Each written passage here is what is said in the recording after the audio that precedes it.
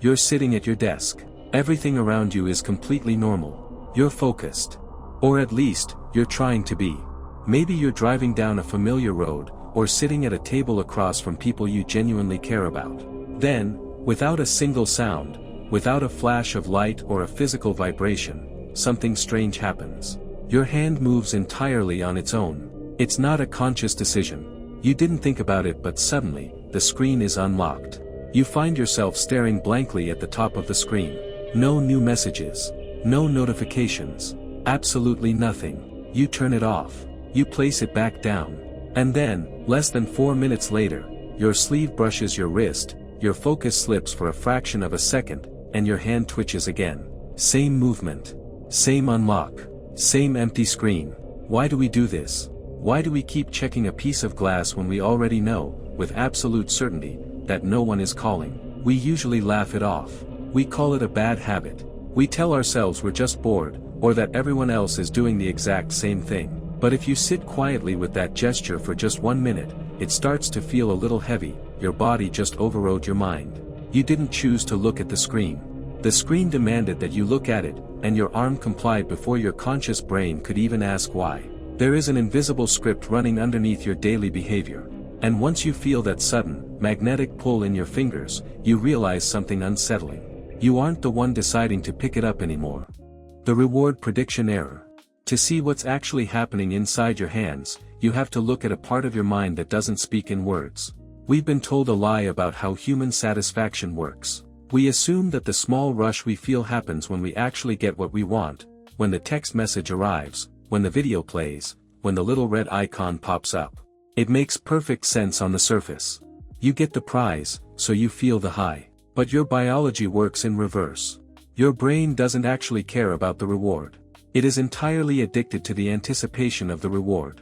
Years ago, neuroscientists noticed something fascinating when studying how habits form. Every time a specific cue appeared, a simple light flashing to signal that a reward was coming, the brain's chemical baseline didn't rise when the food arrived. It exploded into a massive spike the exact second the light flashed. The moment the prize was actually delivered, the chemistry went completely flat.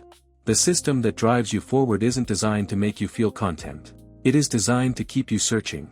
It is the raw fuel of the hunt. And without realizing it, you are carrying a device that was built to weaponize that exact hunting instinct against you. Think about how a slot machine holds someone frozen in a chair for 12 hours straight. If that machine paid out $5 on every single pull, the game would become completely uninteresting within a few minutes. Your mind adapts to certainty almost instantly. It gets bored of a guaranteed win.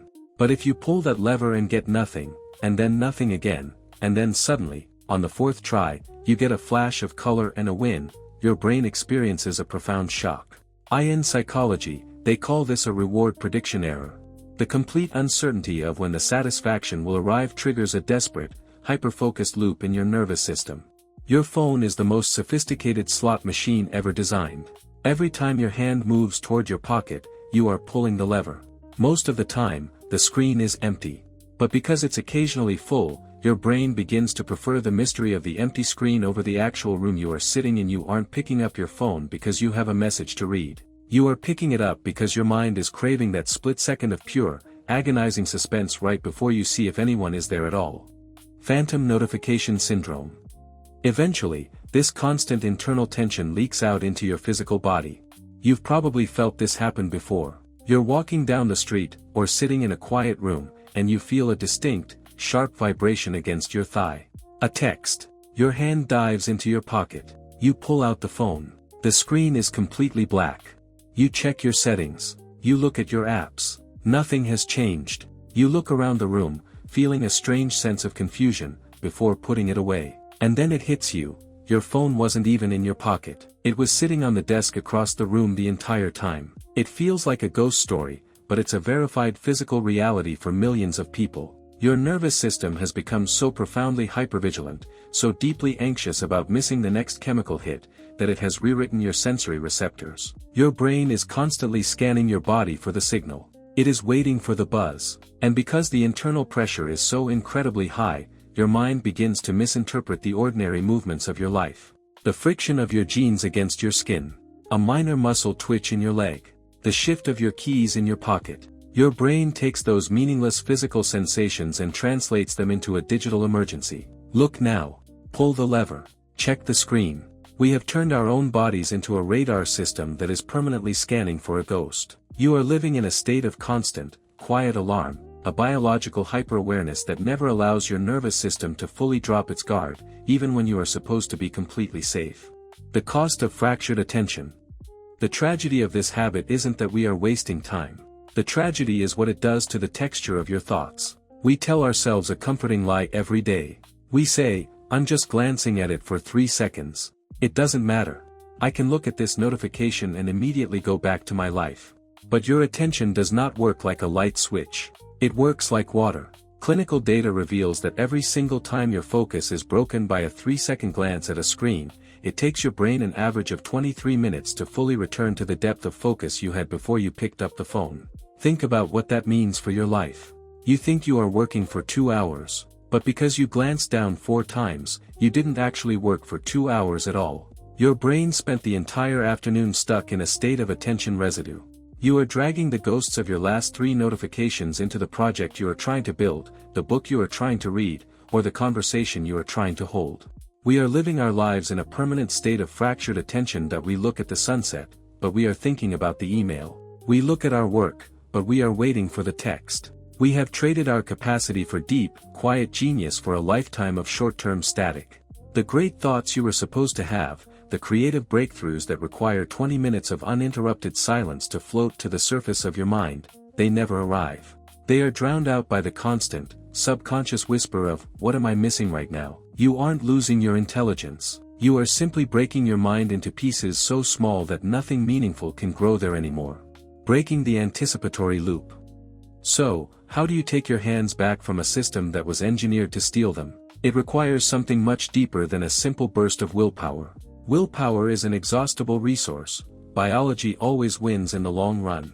Instead, you have to systematically alter the environment around your mind. First, you must understand the weight of the out-of-sight rule.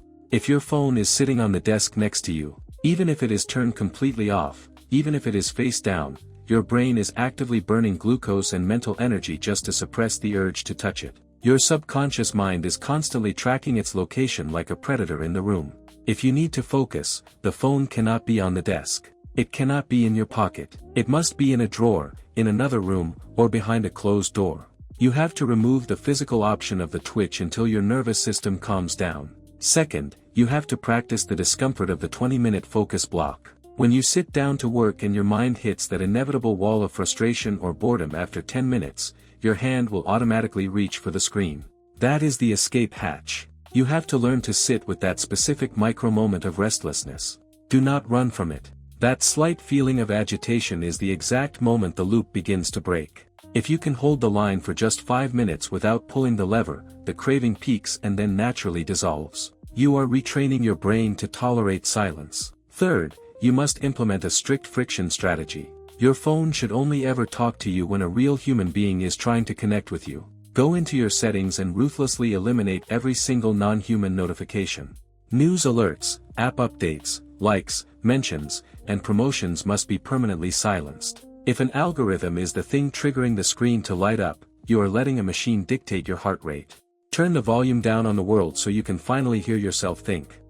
Reclaiming your hands. The next time you are sitting in a room and you feel that sudden, invisible weight in your pocket, the next time your fingers begin to curl toward your phone for no reason at all, freeze. Do not fight the urge. Just watch it. Feel the physical twitch in your hand. Notice the quiet, restless wave of anticipation rising in your chest. And then, just breathe. Let the phone sit on the table. Leave it alone. Look up at the wall, look out the window, or look at the face of the person sitting across from you. Realize that the quiet, unedited world right in front of your eyes is already entirely enough. It doesn't need a filter, it doesn't need an alert, and it doesn't need validation from a piece of plastic. If you are standing there right now, catching yourself mid-twitch and choosing to stay present, leave the word "focus" in the comments below. Let me know you're taking your attention back today. Subscribe to stay anchored to these deep dives. Protect your brilliant mind, leave the lever alone, and I will see you right here in the next video.